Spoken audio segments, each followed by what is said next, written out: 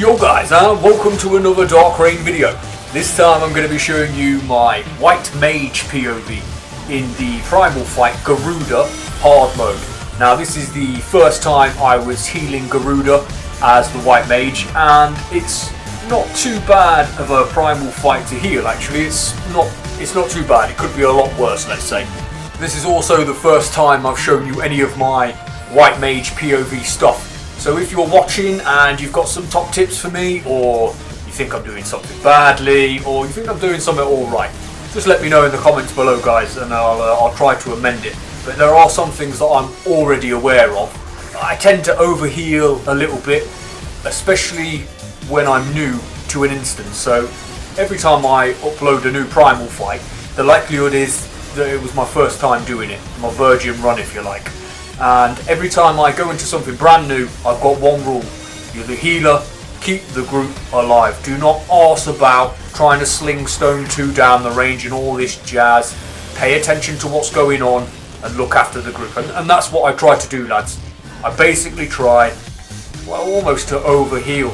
Just try to keep everybody as safe as I can be whilst trying to stay alive myself. Now, as you can see, this game is absolutely manic. There is so much going on, it's ridiculous.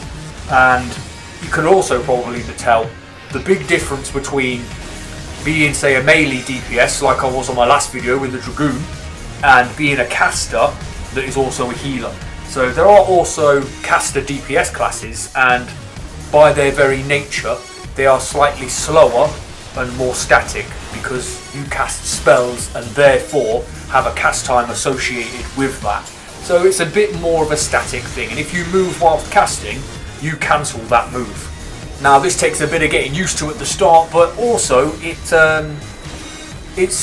useful tactically. So let's say I hit the wrong button, and instead of me dropping half my MP bar trying to sling down a Medica 2 down the range, all I've got to do is move forward and I can cancel it, so I don't waste all of that MP. Another thing I like about this primal boss fight is that it's one of the few that the first 2/3 of the fight I feel like I've got a good handle on things and I know what's going down. So basically it means it gives me the chance to also DPS. And the good thing about being the healer classes in this game is you can hit extremely hard. I've got one spell called Holy, and holy fucking piss does it hit hard. And it's even been nerfed over the past few months, maybe even years to be fair, because when it initially dropped, Holy was massively overpowered. And now it's still very useful, especially at downing large groups of adds that are stood close together. It's like an AoE spell that goes up and explodes. It's very, very beautiful. But that's also a downside to this game to a certain extent. I wish I could get rid of all of my allies' numbers that keep popping up, all of their little spells they're using, all of their little buffs that pop up on the screen.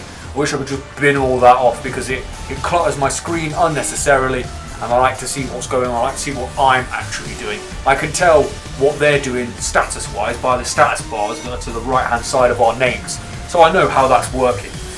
So Garuda guys is a great boss fight. Just make sure you stand behind the pillars when she starts kicking out the feathers of doom, because if you don't, she will tear you a new arsehole very, very quickly. Thanks a lot for watching guys, we are Dark Reign, and as always, we'll see you in game.